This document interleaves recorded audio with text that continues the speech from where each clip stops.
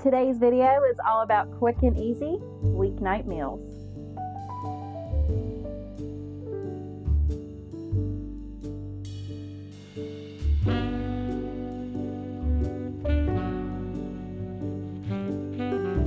Hey y'all, I'm Sammy and welcome to my kitchen. Today I'm going to be sharing 6 quick and easy meals that are perfect for busy weeknights. So sit back and relax, grab you some sweet tea, and let me do all the cooking. Come on y'all, let's go. So let's start out by making some bacon cheeseburger garlic toast. This will easily become a family favorite and it is so quick and easy to put together, but everyone will love it.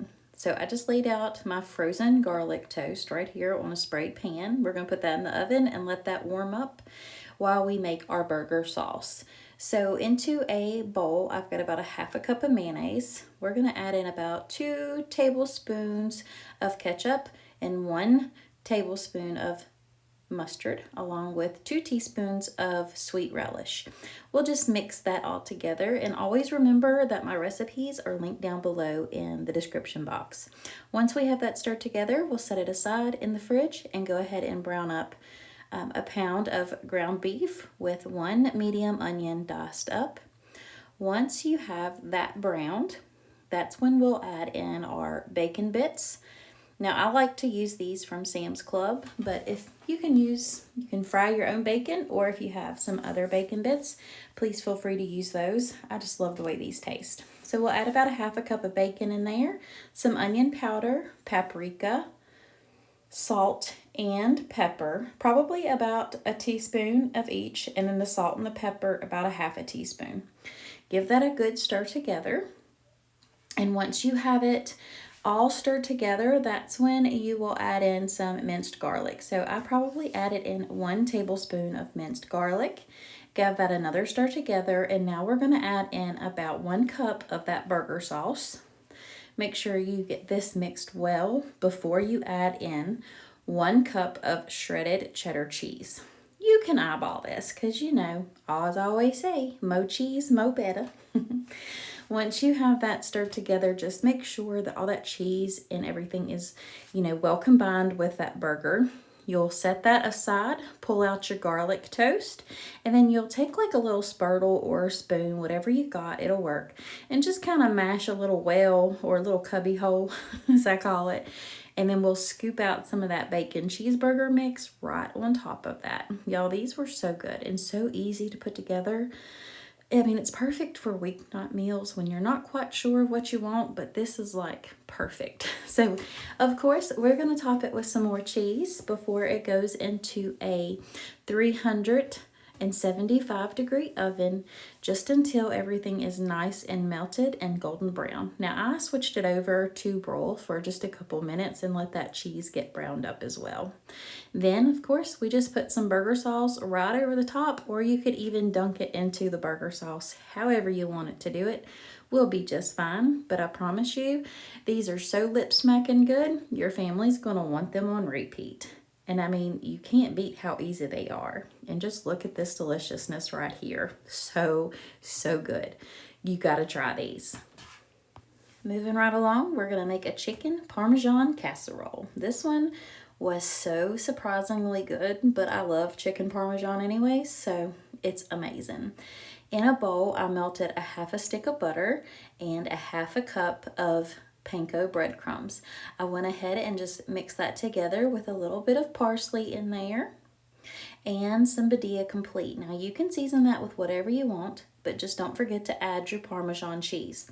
That way you'll have the topping for your casserole. I just got this mixed up and set it aside. That way I could get to cooking, and this would be ready to top over everything once it was done. Once I set that aside, I boiled about 1.5 cups to 2 cups of pasta, just according to package directions. Now, into a large bowl, we are going to take 23 ounces of your favorite marinara sauce, along with 1 can of petite diced tomatoes, 2 cups of shredded rotisserie chicken, and then season it with your heart. I chose to use some Badia Complete. Some Italian seasoning is a must, y'all. And then we're going to add in some fresh parsley. I love this lightly dried seasonings and herbs. It's so good.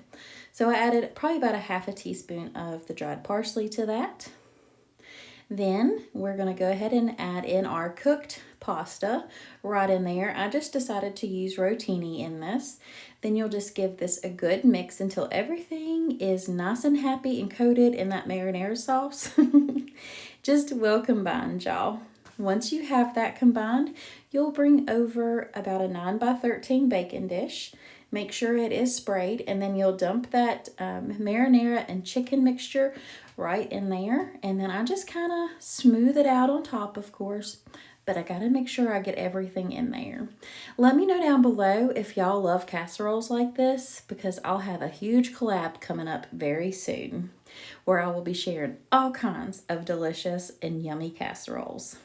And do me a favor, if you're liking today's video, how about becoming part of my YouTube family by hitting that subscribe button and giving me a thumbs up? It really helps my channel out, and I just love y'all to pieces. Once you have all of that smoothed out, you'll top it with some mozzarella, of course. Then we're going to add in our Parmesan and breadcrumb topping. It is so good. I could probably just eat the buttery breadcrumbs and the Parmesan cheese. Not gonna lie. So that goes right over the top of it. And this goes into a 350-degree oven for about 25 to 35 minutes. It really just depends on your oven. But see, it gets nice and brown and the cheese is still ooey gooey. Look at that cheese pull. Y'all, you've got to run and make this one. Trust me, it is amazing. It is something different to make, but it's very surprising on how good and how simple it is to put together.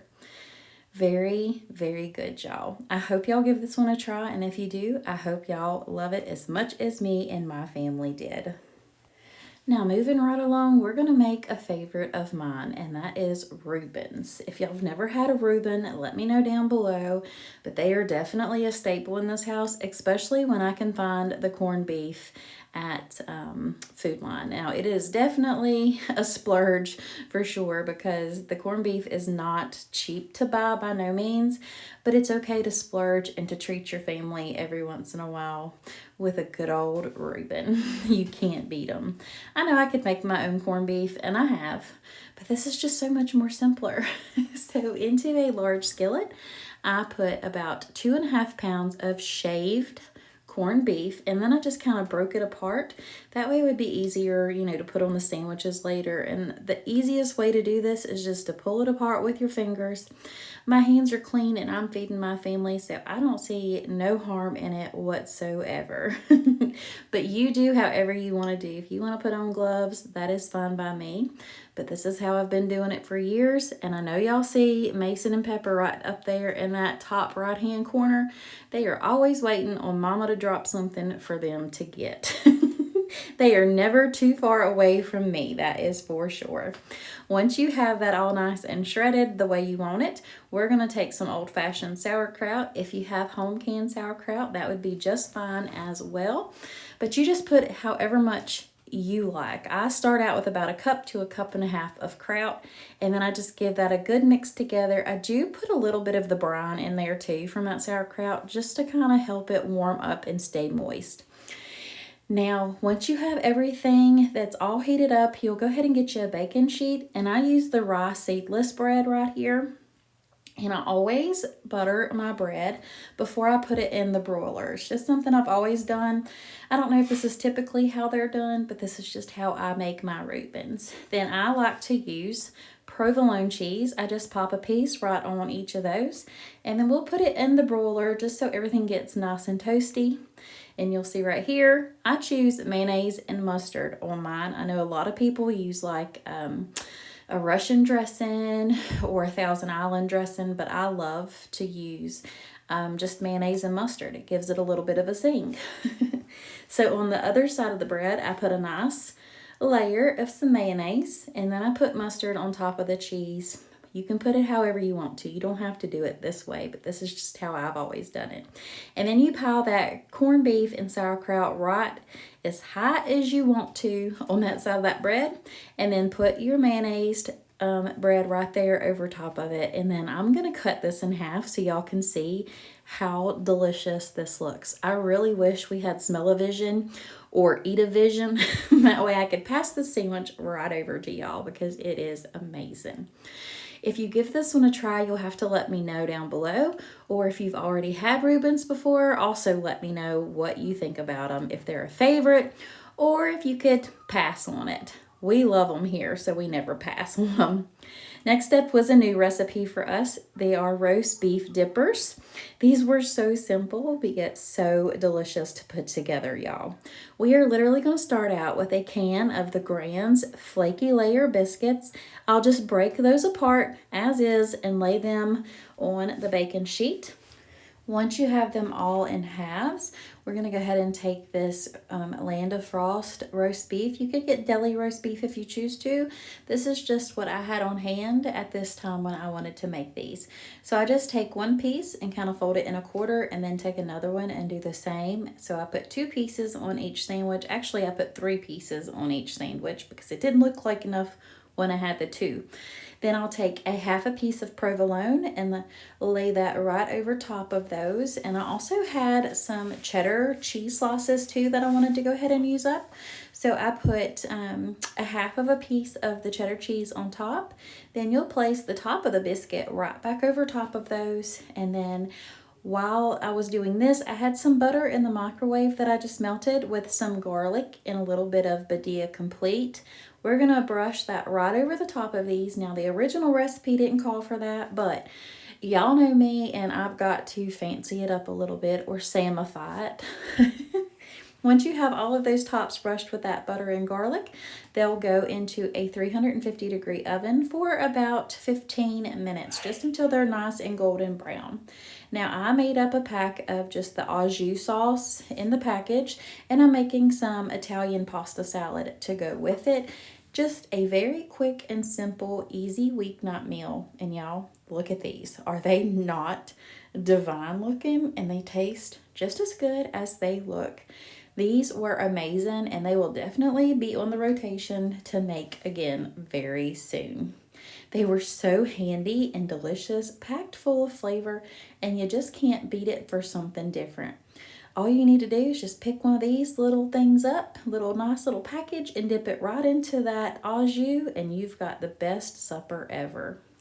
Next up, let's do some breakfast for supper, shall we? With my stuffed French toast. This is always a winner in our family.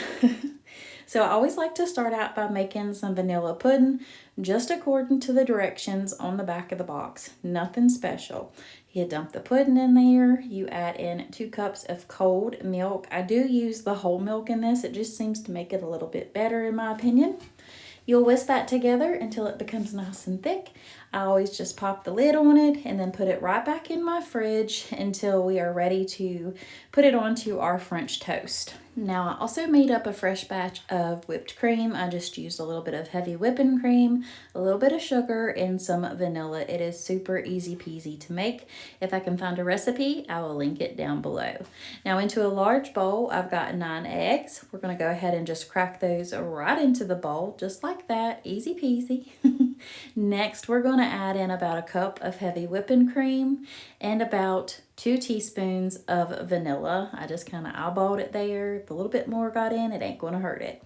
Then about 2 teaspoons of cinnamon, 2 to 3 teaspoons. Let me just say it that way. It's however y'all like it. Well, I think I probably used closer to 3, to be honest. Now I've just got my griddle out, and we're going to go ahead and give that a good coat of some butter. And I've got my egg mixture sitting right here. We're going to take the thick sliced Texas toast, y'all. It's the best to make French toast with, next to brioche. So good. We'll go ahead and just load up my griddle. And then, y'all, they wanted to stick together when I went to flip them, but no harm, no foul there. I just work with it. You get them nice and golden brown and make sure that that egg mixture is cooked through. You'll pull all that off, and now here I've got all the fixings: strawberries, blueberries, the vanilla pudding, and the homemade whipped cream. Let's go ahead and get these put together, shall we? It's amazingly delicious. So I just took the French toast and I put a good layer of the vanilla pudding, topped it with my fresh fruit, and gave it a big old dollop of fresh whipped cream. Dusted it with some powdered sugar, of course, gotta make it look pretty. And then I did drizzle a little bit of fresh maple syrup right over the top. And of course, a little sprig of mint to make it look pretty. So if you like what you see, how about giving me a big thumbs up and giving me a like and becoming part of my YouTube family by hitting that subscribe button. Last but not least is the roast beef garlic toast. Y'all, this one was amazing and so simple. I just started out by making some au jus gravy right here in a pan, just according to the package directions. You can't mess this one up, I promise. I promise. So good, so simple to make. Now I've got my garlic toast over there to the side. We just heated that up in the oven and kind of left it there for a minute while I added in the roast beef to that au jus so it could cook through and get nice and warmed up. You just kind of put all of that in there. I think I had about 2 pounds of roast beef from the deli that I wanted to use. Now you can see my garlic toast right here, and you also see 2 pieces of sourdough, and that's because Josh wanted sourdough instead of garlic toast. He is loving some sourdough bread right now. So I just loaded each of those pieces up after I got them toasted in the oven. And then we laid some provolone cheese right over the top. And I did sprinkle it with some Badia Complete, of course. You could use whatever all-purpose seasoning you had if you wanted. Then we'll put those right back into the broiler and let that cheese get nice and melted down and browned on up. And it does give the bread a little bit more crispness too. So once you dip them into that au jus, it's not going to fall apart on you. But can you just look at this deliciousness? And all I did was serve it up with some big old Nathan's thick cut French fries, and you can't get much easier than this. This one was truly amazing and so good, y'all. All right, y'all, that is it for today's video. I truly hope you enjoyed it. If you did, make sure you give me thumbs ups, leave me comments down below, and think about hitting that red subscribe button, whatever side it's on. And make sure your notifications are set to all so you never miss another video or yummy recipes that I share. Until next time, if you're looking for some other meal inspiration, check out these other 2 videos on your screen right now. And if you are in need of prayer, please let me know down below, and I would be honored to pray for you all. So from my heart to yours, God bless. Bye.